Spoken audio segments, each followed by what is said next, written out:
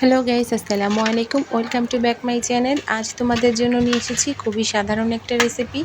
আমরা দুপুরবেলা ভাতের সাথে সবাই টক টক বা ডাউল কিছু একটা খেয়ে থাকি, কিন্তু এইরকমভাবে আম ডাল কখনো কেউ কি খেয়েছি? এভাবে পাতলা করে আম টক বানিয়ে খাবে, দেখবে খুবই ভালো লাগবে। এই গরমে দুপুরবেলা এই আম টক দিয়ে ভাত খেলে কিন্তু শরীর শীতল হয়ে যাবে। তাই আমি এখানে গাছের কাছে চলে এসেছি। এবার আমি গাছ থেকে আম পেড়ে নেব। গাছটা অনেক উঁচু, আমি তো উঠতে পারবো না, তাই একটি ছিপ নিয়ে নিব। ছিপের সাহায্যে আমি প্রয়োজন মতো আম পেড়ে নেব। খুব সকাল সকাল গাছের নিচে চলে এসেছি। আমাদের বাড়িতে কিছু আম গাছ আছে। এবার আমি আম পাড়ার চেষ্টা করছি। একটা ছিপ দিয়ে গাছে আম পাড়ার জন্য যেই দিলাম, অমনি একটা আম পড়লো। মা, আমটা কিন্তু ভালো না, এটা ফাটা আম। আমি আরও দুটো আম পেড়ে নিলাম। এবার আমি আম দুটো কুড়িয়ে নেব।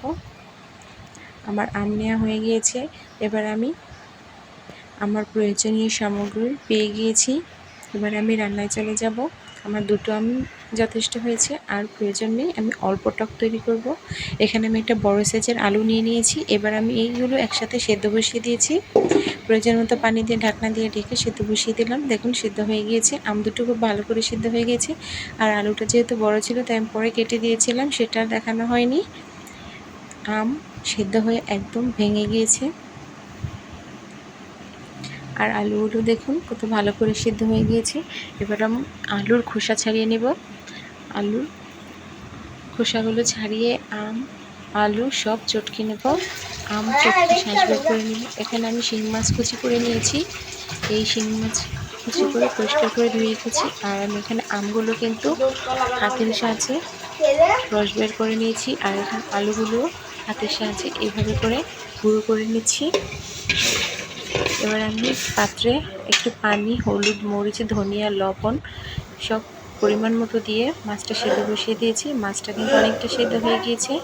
এবারে আমি এর মধ্যে দিয়ে দেবো এই ম্যারিনেট করে রেখেছিলাম যেই আলু আর আমের রস, ওইটা দিয়ে আমি একটু কষিয়ে নেব।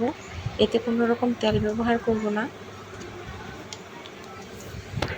এই আমটা কিন্তু খুবই সুস্বাদু একটা খাবার। খুব সহজেই আমরা অল্প সময়ের মধ্যে আম টক তৈরি করে খেতে পারি। গরমের মধ্যে আমের সিজনে আম টক খাওয়া হবে না। যারা আম টক তৈরি করতে পারেন না বা টক রান্না করলে টক ভালো হয় না, তারা এইভাবে আমার রান্নাটা ফলো করে টক তৈরি করে খাবেন, অবশ্যই ভালো লাগবে। এবার আমি প্রয়োজন মতো পানি দিয়ে দিয়েছি, স্বাদ মতো লবণ দিয়ে দেবো। আমি একটু দেখে নিচ্ছি টকের পরিমাণটা, যেহেতু আমি মাছ সেদ্ধ করার সময় লবণ দিয়েছিলাম। আমি টকের পরিমাণটা দেখে এবার আমি প্রয়োজন মতো লবণ দিয়ে দিলাম।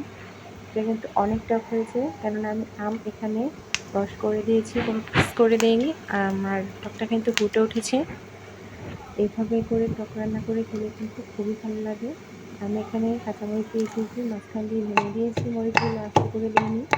এবার আমি রসুন কুচি করে নিচ্ছি।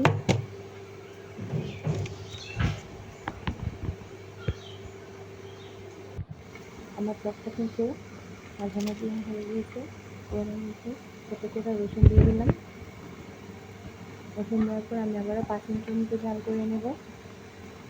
অবশ্যই আপনারা বাড়িতে এইভাবে আম টক তৈরি করে খাবেন। আর কেমন হলো আমাকে কমেন্ট বক্সে জানাবেন। ভালো লাগলে আমার চ্যানেলটা সাবস্ক্রাইব করে নেক্সট আরও রান্না দেখার জন্য বেল বাটন ক্লিক করে দেবেন। দেখুন কতটা সুন্দর হয়েছে কালার, আর পাতলা পাতলাও হয়েছে। আলু কিন্তু এরকমই একটু গোটা গোটা রাখবেন, একদম পুরোপুরি মিক্স করে দিলে কিন্তু খেতে ভালো লাগবে না। তখন একদম মিহি করে দিলে এটা গাঢ় গাঢ় হয়ে যাবে। এইরকম যদি আলুটা এরকম দানাদার থাকে, তাহলে এরকম পাতলা ঝোলের মতো হবে। আম টক কিন্তু এরকমই হয়, অত ঘন হয় না। একটু ধনে পাতা দিয়ে দিলাম। আমার রান্না কিন্তু প্রায় শেষ। আমি ভিডিওটা বেশি বড় করবো না। তো আজকের মতো আমি এখানেই ভিডিও রান্না শেষ করে দিলাম। পরবর্তী রান্না দেখার জন্য অবশ্যই আমার চ্যানেলটি সাবস্ক্রাইব করে বেল বাটন ক্লিক করে দেবেন। আর এভাবে করে ওকে গাইস, আজকের মতো আমার রান্না শেষ। আমি এখানেই বিদায় নিচ্ছি। আল্লাহ হাফেজ।